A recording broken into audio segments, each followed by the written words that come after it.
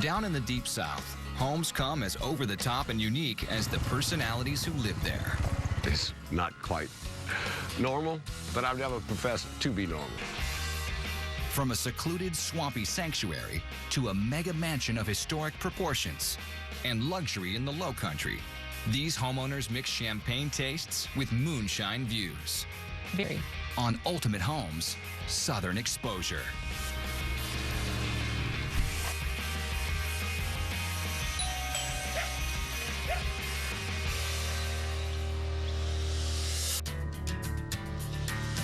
Living in the South has incredible rewards.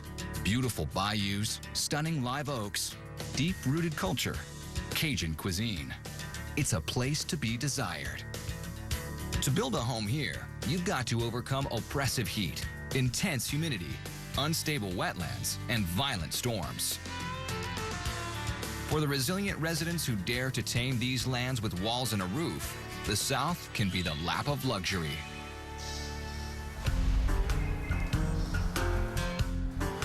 On the outskirts of Baton Rouge, Louisiana, is a stretch of water called Bayou Fountain. Its tranquility and beauty inspired one eccentric sculptor to transform 10 swampy acres of land into an amazing work of art. My home is not about just the house, it's about views. It's about living in the area and living inside of sculpture in a legitimate, wonderful Louisiana setting. And it's just a sweet spot. Living on the bayou is a wonderful experience. It's a great ecosystem. I come from Cajuns. You can live off the land. And the fact that I have a water well and I can live on the wild game if it comes down to it.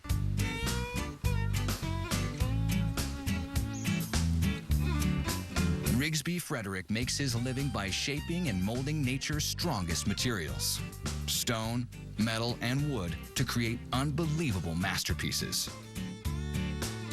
Determined to create his finest and most challenging work of art, a home for he and his wife Sarah, he built this $4 million, 4,000 square foot, 3-bedroom, 3-bathroom home with a standalone art studio and guest house perched above a swamp. Set on a charming hillside, the home is situated to take advantage of the beauty in the surrounding nature. Before this sculptor even thought about framing his home, he focused on the grounds to create an idyllic environment that emulated his Cajun upbringing. Open land overlooking a gorgeous bayou. But since the bayou wasn't right outside his front door, he looked to his artistic talents and sculpted his own body of water. I was able to dig the pond and move earth. It was a blank slate.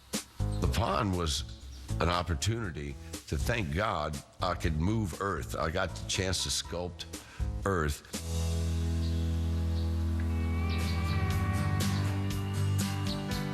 With the landscape complete, he was able to finally turn his attention to building his dream home. Requiring 77 concrete pilings to position the home precisely where he wanted, and to create a foundation strong enough to support the 4,000 square foot home, it was no easy task. It took 3 months and hundreds of thousands of dollars just to get to a slab.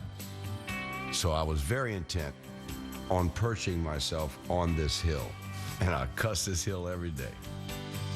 Eventually, he created the ultimate bayou home, a gallery to display his and other artists' finished works.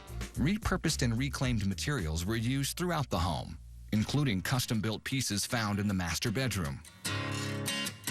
The fireplace was handmade, the bed was handmade, the armoire was handmade. Everything in our environment is really hand-done. Our view from the bedroom is really meant to enjoy the pond, all of the sculpture on the property. You really have a wonderful view right from here. And no sculptor's home would be complete without a separate workshop. So Rigsby built a 1,500 square foot space to unleash his artistic expression.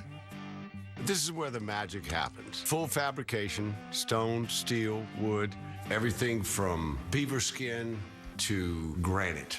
An eclectic collection of material from around the world that will eventually become something combined. You have to have a place to be creative and I have been blessed. I've always had a studio, but never one quite like this.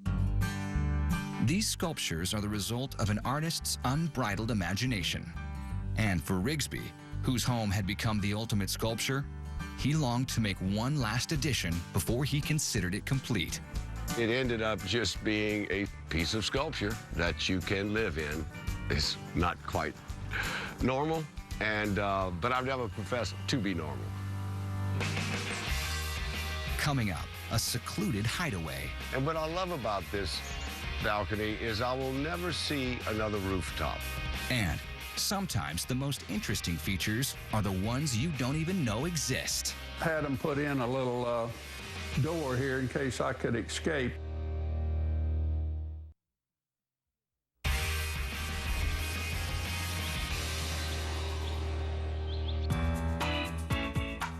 Baton Rouge, Louisiana is where sculptor Rigsby Frederick and his wife Sarah call home. But they didn't stop at this 4,000 square foot work of art. Rigsby also built a swampy getaway smack in the middle of Bayou Fountain. But the so-called Palmetto suite was plagued with problems from the start. Everything had to be ferried in and out by ATV or canoe because the rise and fall of the bayou water was too much for heavy equipment or pickup trucks.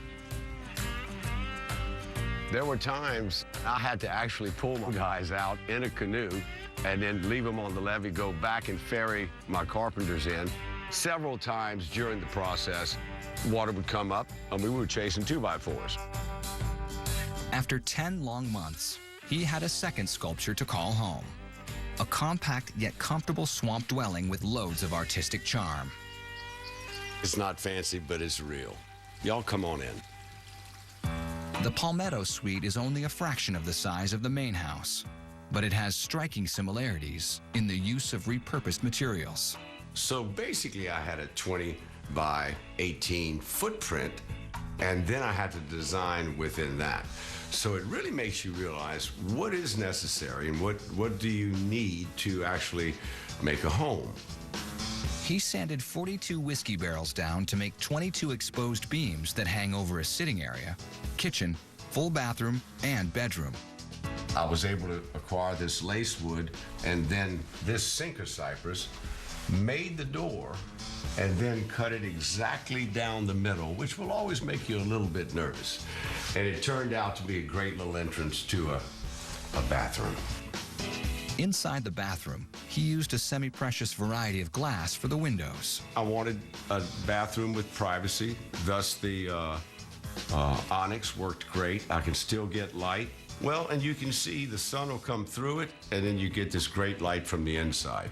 It is the chi flow on the bayou. Furnishing the bathroom and other rooms was a tough task. Everything was too big to make the tight turns in the house, so all the material had to be hauled up by winch and cable, and most of it was handmade by the artist himself. In my world, I do one-offs. It takes time to do each piece for the specific site, and everything has to fit together. Find the material, find the inspiration, and then you actually come out with a finished piece. And this piece here in the corner, this is maple burl, of course, on a rocker, the rosewood, and it's always when you're working with something that is not square, it even makes it more difficult. So it just takes a long time. It's a labor of love. It's something that, you know, hopefully my kid will get. The second floor balcony is yet another showpiece created by the Bayou artist. A sculpture with a stunning view. And as you can see, I'm now up on the south balcony. You're in the treetops, and thus the nickname treehouse, but we're along Bayou Fountain, and there's nothing but a full ecosystem and woods for miles. So truly, you are in a situation that is very, very remote and very, very special. And what I love about this balcony is I will never see another rooftop. His dream of living inside his ultimate work of art is complete. When you do something you're really passionate about, it comes out of your pores, you know, and all I do is do. Just been really, really fortunate.